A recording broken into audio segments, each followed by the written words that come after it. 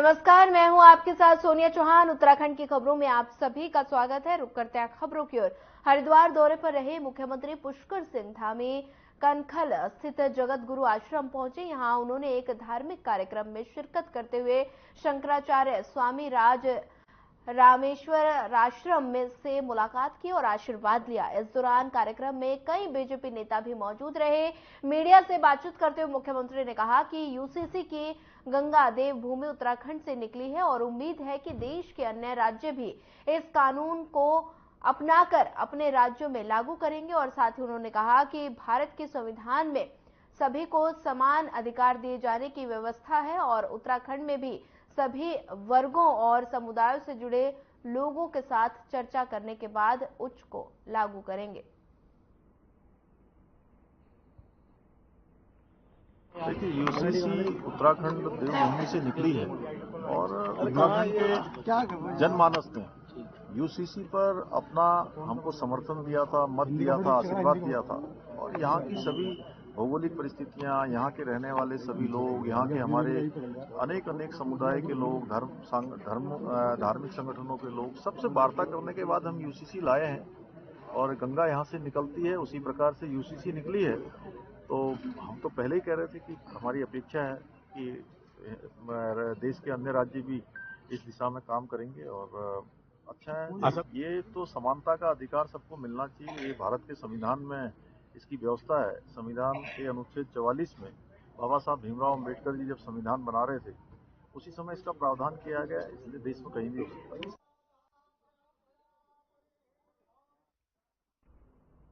26 फरवरी से विधानसभा का बजट सत्र होना है। बजट सत्र को लेकर तैयारियों को अंतिम रूप दिया जा रहा है। वहीं विधानसभा अध्यक्ष रितु खंडूरी की अध्यक्षता में आम बजट सत्र की सुरक्षा को लेकर विधानसभा में बैठक हुई। बैठक में मुख्य सचिव राधा रतूड़ी समेत सभी विभागों के अधिकारी मौजूद रहे। वहीं अध्यक्ष ने बताया कि सत्र के सुचारू रूप से चलाए जाने को लेकर अधिकारियों के साथ व्यवस्थाओं को लेकर बैठक की गई।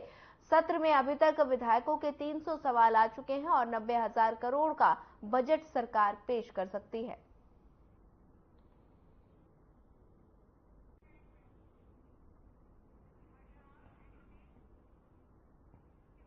आगामी 26 फरवरी से शुरू होने वाले विधानसभा सत्र के हंगामेदार होने के पूरे आसार हैं। वहीं उम्मीद है कि बजट सत्र के दौरान विपक्ष सरकार पर जमकर हमलावर रहेगा।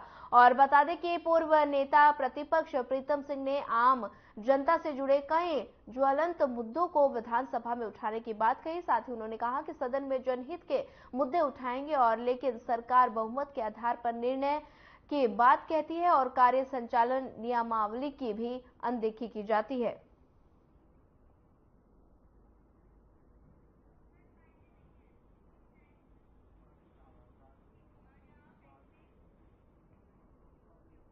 मंगलोर के सराय अजीज मोहल्ले में कूड़ा डालने को लेकर दो पक्षों के बीच जमकर विवाद हो गया और झगड़े में जमकर पथराव भी हुआ, जिसमें महिला समेत दोनों पक्षों के दो लोग गंभीर रूप से घायल हो गए। और पथराव की सूचना मिलने पर मंगलोर चौकी इंचार्ज नवीन नेगी पुलिस बल के साथ मौके पर पहुंचे और घायलों को इलाज के लिए मंगलोर अस्पताल में भर्ती कराया गया, जहां घायलों की हालत गंभीर होने के कारण हायर सेंटर रेफर कर दिया गया।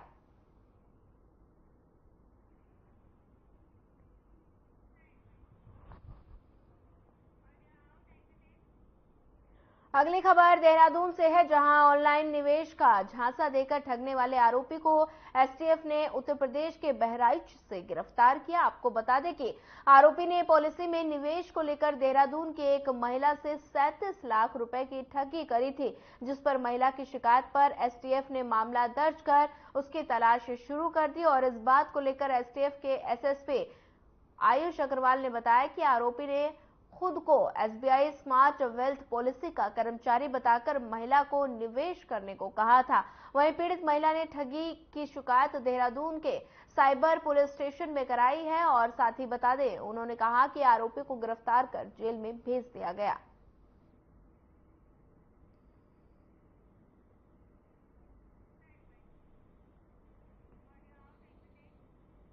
बढ़ते हैं अगली खबर की ओर। ऋषिकेश में एम्स चौकी क्षेत्र अंतर्गत आवास विकास से अज्ञात चोर स्कूटी चोरी कर ले गया और शिकायत मिलने पर पुलिस ने मामले में पहला मुकदमा दर्ज किया।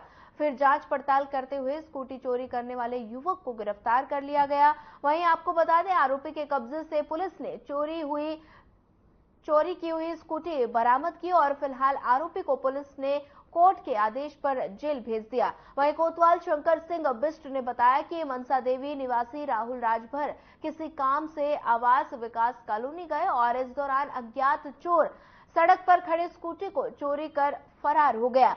वहीं राहुल की शिकायत पर पुलिस ने मामले में मुकदमा दर्ज किया और आरोपी को गिरफ्तार करने की जिम्मेदारी एम्स चौकी प्रभारी विनेश कुमार को दी। वहीं विनेश कुमार ने चेकिंग के दौरान पशुलोक क्षेत्र से चोरी हुई स्कूटी समेत आरोपी को गिरफ्तार कर लिया।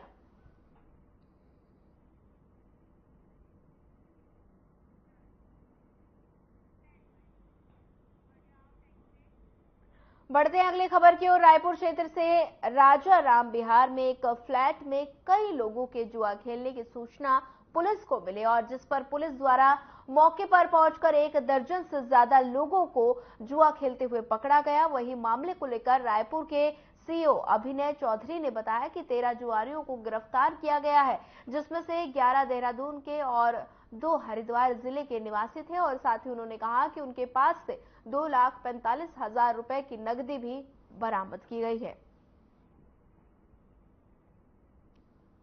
ये 21 तारीख रात में सूचना हमें मिली कि एक फ्लैट में जो है काफी सारे लोग हैं और वो जो अनैतिक क्रियाकलाप हैं और जुआ है उस चीज में संलिप्त हैं। तो इसमें मेरे निर्देशन में ही एक टीम बनाई गई और उसमें हमने फिर जो शहजारा रोड राजा राम विहार है वहां एक फ्लैट में हमने छापेमारी की और वहां पे हमें 13 लोग जो है वो जुआ खेलते हुए रंगे हाथों हमारे द्वारा पकड़े गए। फिर उनसे 2,45,000 रुपए कैश की भी बरामदगी हुई। तो जिनमें से 11 लोग देहरादून के हैं और 2 लोग हरिद्वार के हैं और सबको गिरफ्तार करके और जेल भेज दिया गया है।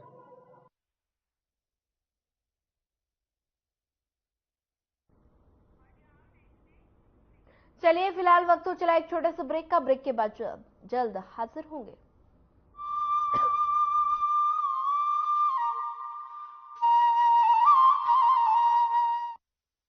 परिवार के एक सदस्य के लिए एक कानून हो, परिवार के दूसरे सदस्य के लिए दूसरा कानून हो, तो क्या वो घर चल पाएगा क्या? फिर ऐसी दोहरी व्यवस्था से देश कैसे चल पाएगा? हमें याद रखना है कि भारत के संविधान में भी नागरिकों के समान अधिकार की बात कही गई है। प्रधानमंत्री जी के मार्गदर्शन में उत्तराखंड के मुख्यमंत्री श्री पुष्कर सिंह धामी ने समान अधिकारों के संकल्प की सिद्धि में महत्वपूर्ण कदम बढ़ाकर एक नया इतिहास रच दिया है। आजादी के बाद देश का पहला समान नागरिक संहिता विधेयक उत्तराखंड विधानसभा में पारित हो गया है, जिसके साथ Uttarakhand uniform civil code bill pass करने वाला देश का पहला राज्य बन गया है। उत्तराखंड में एक ऐसे काम की शुरुआत हो रही है, एक ऐसा काम आगे बढ़ रहा है जिसकी प्रतीक्षा देश को लंबे समय से थी। इसमें जहां मैं अपने नेतृत्व का धन्यवाद करना चाहता हूं कि उन्होंने हमारा मार्गदर्शन किया, आदरणीय प्रधानमंत्री जी का, साथ ही साथ मैं उत्तराखंड की देवतुल्य जनता का भी मैं दिल से उनका आभार व्यक्त करना चाहता हूं, उनको प्रणाम करता हूं, नमन करता हूं। विधेयक में एक समान सामाजिक नियम लागू करके सभी भेदभाव और कुरीतियां समाप्त करने का प्रावधान है। विधेयक में सभी धर्म समुदायों में विवाह, तलाक, गुजारा भत्ता और विरासत के लिए एक ही कानून का प्रावधान है। समान नागरिक संहिता विधेयक लैंगिक समानता को बढ़ावा देने और सभी नागरिकों के लिए कानूनी प्रक्रिया को सरल और सुलभ बनाने में बेहद महत्वपूर्ण है। हर उत्तराखंड वासी को बराबरी का अधिकार दिलाने के लिए राज्य सरकार प्रतिबद्ध है। समान नागरिक, समान अधिकार।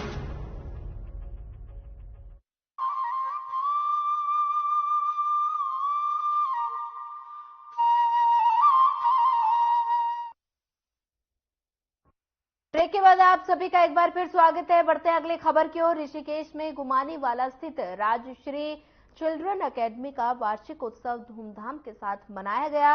वहीं कार्यक्रम का शुभारंभ मुख्य अतिथि महिला आयोग के अध्यक्ष कुसुम कंडवाल, ब्लॉक प्रमुख भगवान सिंह पोखरियाल और मधुबन आश्रम के महंत स्वामी परमानंद दास और जिला पंचायत सदस्य संजीव चौहान और स्कूल के निदेशक राजेंद्र प्रसाद पांडे ने दीप प्रज्वलित कर किया और कार्यक्रम में स्कूल के छोटे छोटे बच्चों ने सांस्कृतिक कार्यक्रमों की प्रस्तुति दी।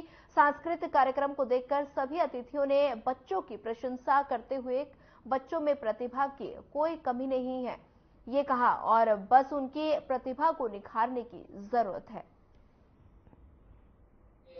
ये कार्यक्रम वार्षिक उत्सव विद्यालय का वर्ष में एक बार छात्रों को मंच पे आने का एक अवसर मिलता है, इसलिए इसको वार्षिक उत्सव के रूप में हमने रखा है। ये सब लोग उपस्थित हमारे इस कार्यक्रम में मुख्य अतिथि के रूप में। कार्यक्रम का उद्देश्य है कि जो हमारे छात्र छात्राएं अध्ययनरत हैं उनके अंदर जो प्रतिभा है वो प्रतिभा समाज के बीच में और उनके अभिभावकों के बीच में वो प्रकट करें, इसी आशा और अपेक्षा से कार्यक्रम रखा गया है।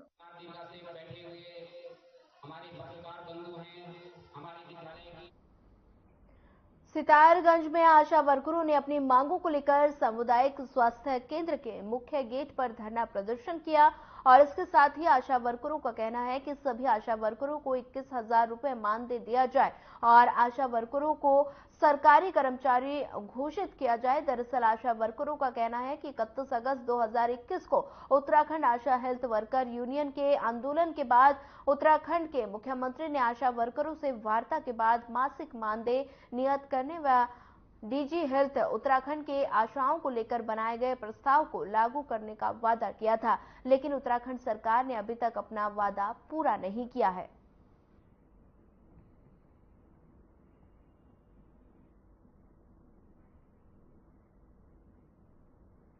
बस यही है कि आप लोगों को बताइए, पहले भी हम लोग बैठे थे तो जो हमारी मांगों को लेकर पहले वो करा था कि हाँ हम आपकी तनख्वाह हो गई इसको लेके अभी तक हमारा पूरा नहीं करेंगे। अब भी बस हमें और कुछ नहीं चाहिए, हमारा 21,000 रुपये का मानदेय हो जाना चाहिए। जिस तरह से हम काम करते हैं उस तरह से हमें मानदेय कुछ नहीं मिलता है। हमें जो हमारी मेहनत का कम है वो तो हमें मिलना चाहिए। 21,000 रुपये का हमारा मानदेय हमें मिलना चाहिए, सरकारी घोषित करना चाहिए। और हमारी जो अगर पेंशन रिटायर होने के बाद हमारी पेंशन वगैरह का कुछ कम से कम कुछ बीमा या कुछ तो होना चाहिए। बस यही कहना चाहूंगी मैं, सरकार को भी होना चाहिए कि हमारे बारे में कुछ सोचना चाहिए, हम भी अपना घर बार छोड़ के। नगर निगम के निवर्तमान मेयर रामपाल और कांग्रेस के महानगर अध्यक्ष सीपी शर्मा के बीच आज गाली गलौज और पथराव का मामला इतना बढ़ गया कि दोनों के बीच जमकर मारपीट की नौबत तक आ गई। वहीं बताया जा रहा है कि इस दौरान दोनों ही घायल हुए हैं। वहीं जानकारी के अनुसार शक्ति विहार कॉलोनी में विधायक निधि से मुख्य द्वार का निर्माण कराया जा रहा था और जिसका शिलापट मुख्य गेट के पास ही लगा। वहीं आपको बता दें पिछले कुछ दिनों से सोसाइटी के व्हाट्सएप ग्रुप में उक्त शिलापट को हटाए जाने के लिए एक मुहिम चल रही थी और सोसाइटी के अध्यक्ष और कांग्रेस महानगर अध्यक्ष सीपी शर्मा द्वारा उक्त शिलापट को हटाने के लिए एक मजदूर को भेजा गया। वहीं आपको बता दें कि ये कॉलोनी में ही निवर्तमान मेयर रामपाल का निवास भी है।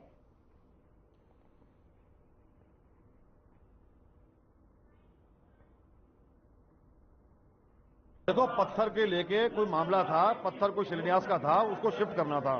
मेयर साहब भी उसी कॉलोनी में रहते हैं, सीपी शर्मा जी भी उसी कॉलोनी में रहते हैं। तो जो भी मामला था ये बैठ के बातचीत होनी चाहिए थी। इनके ग्रुप में इनका कहना ये है कि हमने डाल दिया था कि भाई हम यहाँ से पत्थर शिफ्ट करेंगे।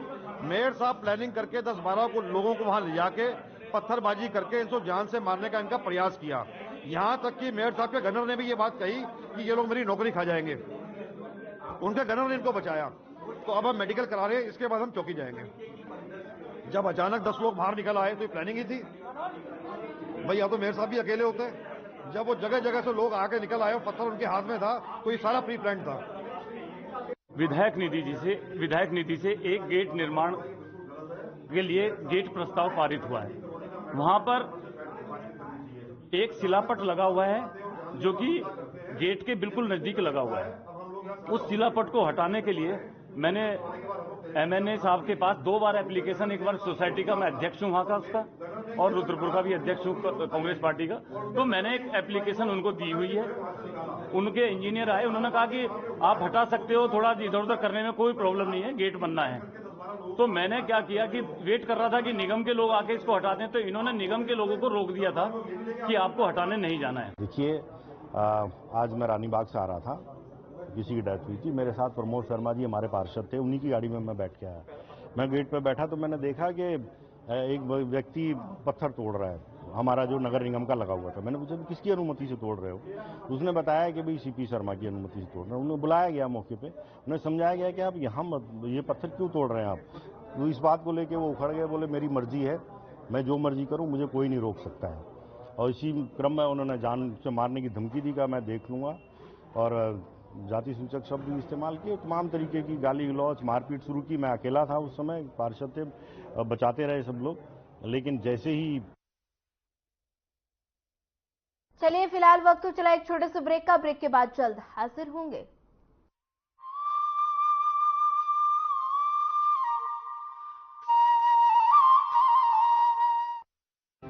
यूनिफॉर्म सिविल कोड यानी समान नागरिक संहिता विधेयक को राज्य विधानसभा में पारित कर पुष्कर सिंह धामी सरकार ने देवभूमि उत्तराखंड में इतिहास रच दिया। समान नागरिक संहिता उत्तराखंड 2024 विधेयक को पारित करने की मैं अनुज्ञा चाहता हूँ। विधेयक के पारित होते ही उत्तराखंड बन गया है स्वतंत्र भारत का पहला ऐसा राज्य जिसने संविधान निर्माताओं के समान नागरिक संहिता के लिए देखे गए स्वप्न को धरातल पर उतारने की दिशा में मजबूती से कदम बढ़ाए। 2 साल पहले मुख्यमंत्री धामी ने प्रदेश की जनता से समान नागरिकता संहिता कानून को प्रदेश में लागू करने का जो वादा किया था, उस वादे को पूरा करके प्रदेश सरकार ने अपने संकल्प को सिद्धि तक पहुंचाकर अपनी वचनबद्धता को बखूबी साबित किया। इस कानून में विवाह, तलाक, गुजारा भत्ता, उत्तराधिकार, गोद लेने जैसे मुद्दों को शामिल किया गया है। यह कानून सबको एक तरह से समानता का कानून है, सबको एक रूपता का कानून है, सबकी एकता का कानून है, सबका समान अधिकार का कानून है। भारत के संविधान के अनुच्छेद 44 में सभी नागरिकों के लिए समान कानून लागू करने की बात कही गई है। आने वाले समय में देश के अन्य राज्यों के लिए भी मील का पत्थर बनेगा। लिया था जो दृढ़ संकल्प, उसे पूरा किया। उत्तराखंड में यूसीसी विधेयक पारित किया।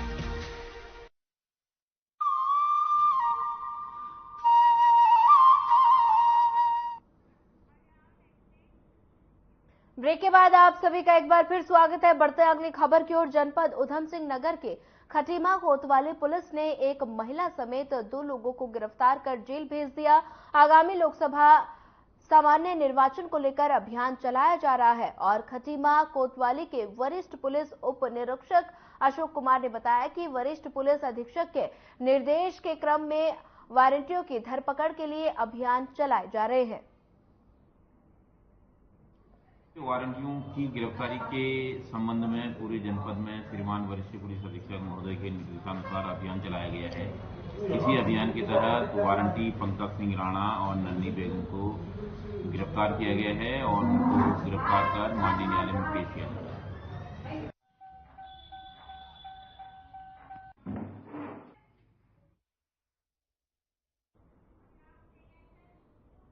गदरपुर के खंड विकास अधिकारी कार्यालय के बाहर अपनी मांगों को लेकर 5वें दिन भी आंगनबाड़ी कार्यकर्ताओं का धरना प्रदर्शन बता दें कि लगातार जारी है।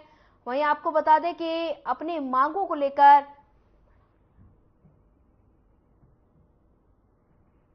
इस मौके पर आंगनबाड़ी कार्यकर्ताओं ने कहा कि 4 मुख्य मांगों को लेकर प्रदेश अध्यक्ष रेखा नेगी ने के आह्वान पर प्रदेश भर में आंगनबाड़ी कार्यकर्ता धरना प्रदर्शन कर रहे हैं और उनकी मांग है कि मजदूर के बराबर उचित मानदेय 600 रुपए प्रतिदिन के हिसाब से दिया जाए, नहीं तो उग्र आंदोलन किया जाएगा।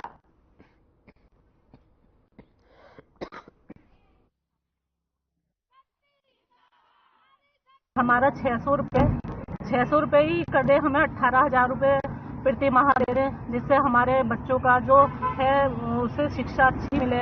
सब कुछ वो तो सो के बैठ गए, ना हमें देख रहे हैं ना कुछ है। 5 दिन हो गए हमें करते करते। अगर उन्होंने नहीं सुना तो कार्य बहिष्कार चलता रहेगा, वो पूरे प्रदेश में चलेगा। और हमारी 5 पूरी मांगे करते और 60 वर्ष पूर्ण होने पे हमें 2 लाख रुपए सरकार दे जब 60 साल पूरे हो जाए। इसे गोल्डन कार्ड इशू करते हमारे लिए। एक जो मिनी आंगनबाड़ी है उनका जियो जारी कर दे। सरकार से हमारी ये मांग के लिए चार मांगे हैं हमारी। चार मांग के लिए हम प्रदर्शन में बैठे हुए हैं। हम लोग 19 तारीख से बैठे हुए हैं धरना प्रदर्शन के लिए। कोई हमारे अभी तक कोई चुन नहीं हुआ। हम लोग इसलिए बैठे हैं कि नियोक्ता हमारी मानदेय कम से कम दिन का 600 रुपये होना चाहिए। प्रति माह में 1800 रुपये होना चाहिए। 18,000 होना चाहिए। और सरकार से निवेदन है कि 60 साल पूर्ण होने पर हमें 2 लाख रुपए की धनराशि दिया जाए कि बची कुछ जो जिंदगी हमारा काटे उसी से ही काटे। और तीसरी मांगे हमारी है गोल्डन कार्ड दे, सरकारी योजना की लाभ हम लोग उठा सके। हम लोग को एक गोली पर पकड़ा दिया कि 9,000 रुपए की गोली पर पकड़ा दिया हमें। मजदूरी देती सरकार आम आदमी को देती है मजदूरी 600 रुपए की, उसी हिसाब से हमें दे, उसी में हम संतुष्ट हो जाएंगे। कम से कम 600 रुपए प्रतिदिन की मजदूरी से कम महीने में 18,000 हमारी मानदेय करे, या तो हमें वेतनभोगी बनाए। दोनों में से एक काम सरकार करे। अगर इस बार सरकार कोई हमारी बात नहीं मानेंगे तो हम उम्मीद करते हैं इस बार बीजेपी सरकार, हम कोई भी हमारी नारी शक्ति एक भी वोट नहीं देंगे और बीजेपी सरकार भी नहीं आएगी। हरिद्वार की हर की पौड़ी पर श्रद्धालुओं की भारी भीड़ देखी जा रही है। आपको बता दें कि श्रद्धालु मां गंगा में आस्था की डुबकी लगाने के साथ ही दान जप हवन कर रहे हैं और कहा जाता है कि माघ पूर्णिमा को प्रातः स्नान करके यदि सूर्य को अर्घ दें और आदित्य हृदय स्त्रोत का पाठ और लाल चंदन, लाल वस्त्र और गेहूं का दान करें तो सूर्य का दोष समाप्त हो जाता है। और देश के कोने कोने से श्रद्धालु हरिद्वार की हर की पौड़ी पर गंगा स्नान कर अपने आप को सौभाग्यशाली मान रहे हैं। मैं प्रमोद त्यागी अपनी धर्मपत्नी सुधा के साथ में गाजियाबाद से हूं और यहाँ हरि की पैड़ी पर जो ब्रह्मकुंड में स्नान होता है उसका बहुत महत्व है, विशेष रूप से माघ पूर्णिमा में। और इसीलिए ये पितरों के लिए, पितरों की शांति के लिए, अपने कुल की वृद्धि के लिए और जो भी मनोकामनाएं होती हैं जो मन में लेके आते हैं भक्तगण, उनकी सभी मनोकामना माँ गंगा पूरी करती है। इसी भावना के साथ में लोग यहाँ आते हैं और वही लेकर के हम भी आज यहाँ पर हैं। माँ की आरती में शामिल हुए, प्रातःकाल आरती का और भी अधिक आनंद आया। और आज जो माघ पूर्णिमा का स्नान है और बहुत अच्छा माँ का जल है और इस पवित्र स्नान में होकर के जो हमने आनंद लिया वो बहुत ही एक अवर्णनीय पल रहा। बहुत बहुत धन्यवाद। माघ पूर्णिमा की बहुत मान्यता है, पितरों के लिए, घर की सुख शांति के लिए, परिवार की वृद्धि के लिए, सबके लिए यहाँ के गंगा जी में स्नान करते हैं मनोकामना पूर्ति के लिए। आपने भी स्नान किया, कैसा लगा? बहुत अच्छा लगा। क्या मांगा मालूम? बताते नहीं है ये तो। देहरादून के रोईवाला क्षेत्र में एक महिला ने फांसी लगाकर आत्महत्या कर ली, जिसे देखते हुए महिला की मां ने उसके ससुराल वालों पर महिला को प्रताड़ित कर आत्महत्या करने का आरोप लगाया। आपको बता दें कि इस बात को लेकर सीओ डोईवाला अभिनय चौधरी ने कहा कि ससुराल पक्ष के लोगों पर महिला को आत्महत्या के लिए उकसाने को लेकर आईपीसी की धारा 306 के तहत मुकदमा दर्ज कर लिया गया है और आगे की कार्रवाई शुरू कर दी गई है।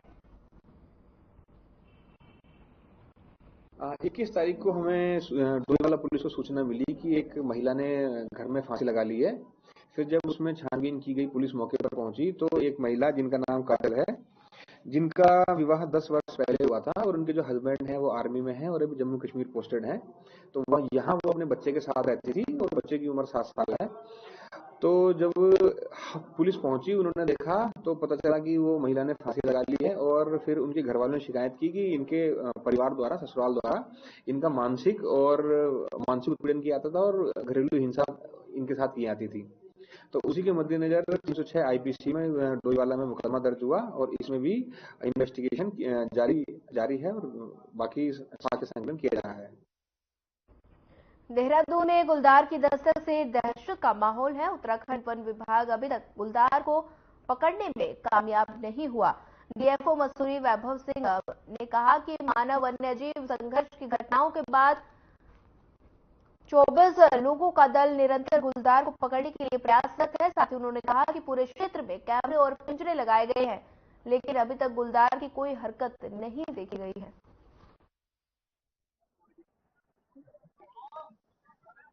देखिए, जो विगत माह जो घटनाएं हुई थी मानव वन्यजीव संघर्ष की, उसके बाद से जो हमारी टीम है 24 लोगों का दल, वो निरंतर इस चीज में प्रयासरत है। पूरे क्षेत्र में कैमरे लगाए गए, पिंजरे लगाए गए, परंतु ये देखा जा रहा है कि गुलदार का मूवमेंट किसी भी कैमरे और किसी भी स्थान पे नहीं देखा गया। तो संभवतः जो क्षेत्रीय कर्मचारी हैं, उनके द्वारा जो गुलदार के संघर्ष की रोकथाम हेतु जो प्रयास किए जा रहे हैं, जो झाड़ियों को कई जगह कटवाया गया है, लोगों को जागरूक किया गया है, कई जगह पटाखे वगैरह जो छोड़े गए हैं, तो संभवतः उस जो गतिविधियां हैं उनकी वजह से गुलदार का मूवमेंट जो है वो ऐसा प्रतीत होता है कि वन क्षेत्र की ओर हो चुका है। फिलहाल इस बुलेटिन में इतना ही। ज्यादा खबरों के लिए बने रहिए हमारे साथ। नमस्कार।